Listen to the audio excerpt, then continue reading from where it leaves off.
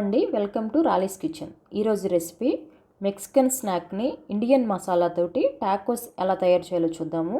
ఈ రెసిపీ చాలా సింపుల్గా క్విక్గా తయారు చేసుకోవచ్చు. ఇప్పుడు స్కూల్స్ కూడా స్టార్ట్ అయిపోయాయి కదండి. పిల్లలు ఈవినింగ్ ఇంటికి రాగానే ఫస్ట్ అడిగే మాట, అమ్మ ఈరోజు స్నాక్స్ ఏంటి అని. ఎప్పుడు రొటీన్గా చేసే స్నాక్స్ కాకుండా ఇలా డిఫరెంట్గా, కలర్ఫుల్గా, హెల్తీగా ఈ టాకోస్ చేసి పెట్టండి. మీ పిల్లలు చాలా బాగా ఎంజాయ్ చేస్తారు. వీడియోలోకి వెళ్ళే ముందు కొత్తగా మన ఛానల్ని చూస్తున్నట్లయితే ఛానల్ని సబ్స్క్రైబ్ చేసుకొని పక్కనే ఉన్న బెల్ ఐకాన్ని క్లిక్ చేయండి. నేను పెట్టే సింపుల్ అండ్ టేస్టీ రెసిపీస్ని మిస్ అవ్వకుండా చూడవచ్చు. ఇందులో వైబ్రెంట్ కలర్స్ తోటి వెజిటబుల్స్ ఉన్నాయి, అలాగే పొటాటో ఉంది, లీఫీ వెజిటబుల్స్ ఉన్నాయి, అలాగే టాకోస్ మొక్కజొన్న పిండితో తయారు చేస్తారు. ఇన్ని రకాల హెల్దీ థింగ్స్ టాకోస్లో ఉన్నాయి. ఇక లేట్ చేయకుండా ప్రిపరేషన్ చూద్దాము.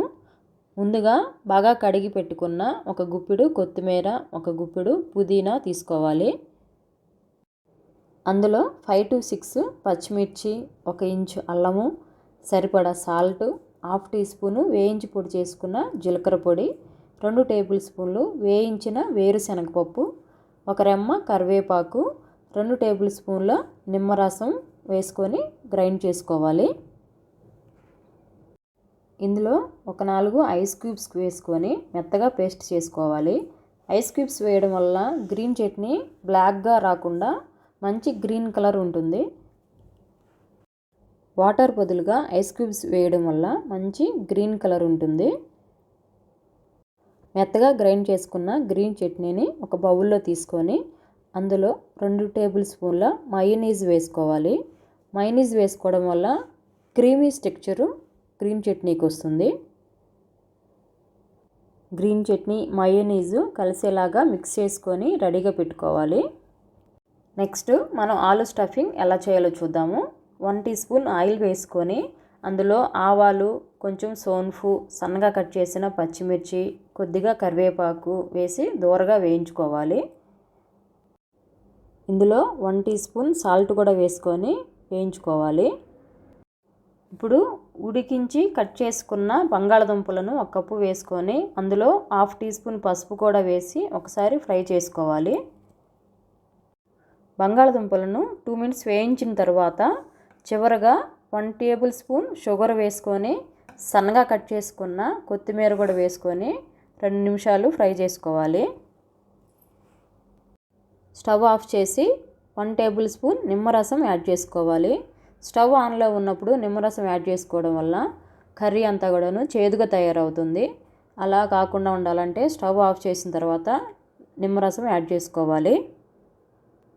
బాగా మిక్స్ అయ్యేలాగా కలుపుకొని బౌల్లోకి తీసుకొని పక్కన పెట్టుకోవాలి.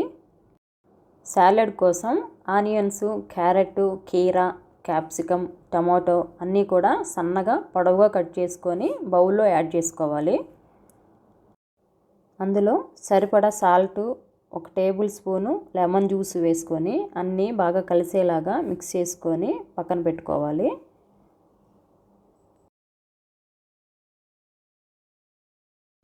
ఇప్పుడు ముందుగా రెడీ చేసుకున్న గ్రీన్ చట్నీని పైపింగ్ బ్యాగ్లో వేసుకోవాలి.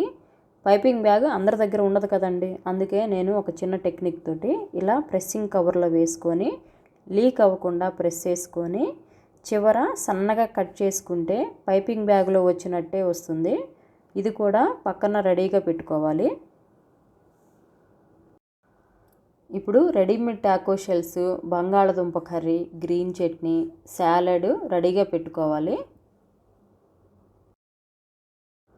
టాకోస్లో ఫిల్ చేసుకోవడానికి లెట్యూస్ కూడా ఉంటే వాడుకోవచ్చు, లేదంటే స్కిప్ చేయండి. ముందుగా టాకోస్ తీసుకొని అందులో లెట్యూస్ వేసి తర్వాత ఆలూ కర్రీ వేసుకొని సాలడ్ కూడా వేసుకొని ఫైనల్గా ముందుగా రెడీ చేసుకున్న గ్రీన్ చట్నీని కూడా ఇలా జిగ్జాగ్గా వేసుకుంటే టేస్టీ టాకోస్ రెడీ. మీరు కూడా ఇలా ఇండియన్ మసాలాతోటి టాకోస్ తప్పకుండా ట్రై చేయండి. నేను చెప్పే ప్రాసెస్ మీకు లెందీగా ఉండవచ్చు, కానీ ప్రిపరేషన్ మాత్రం 15 మినిట్స్లో చేసుకోవచ్చు. చాలా ఈజీగా క్విక్గా తయారు చేసుకోవచ్చు. ఈ రెసిపీ మీ ఇంట్లో వాళ్ళకి తప్పకుండా నచ్చుతుంది. మీరు కూడా ట్రై చేసి మీ ఫ్రెండ్స్కి రిలేటివ్స్కి షేర్ చేయండి. Thanks for watching.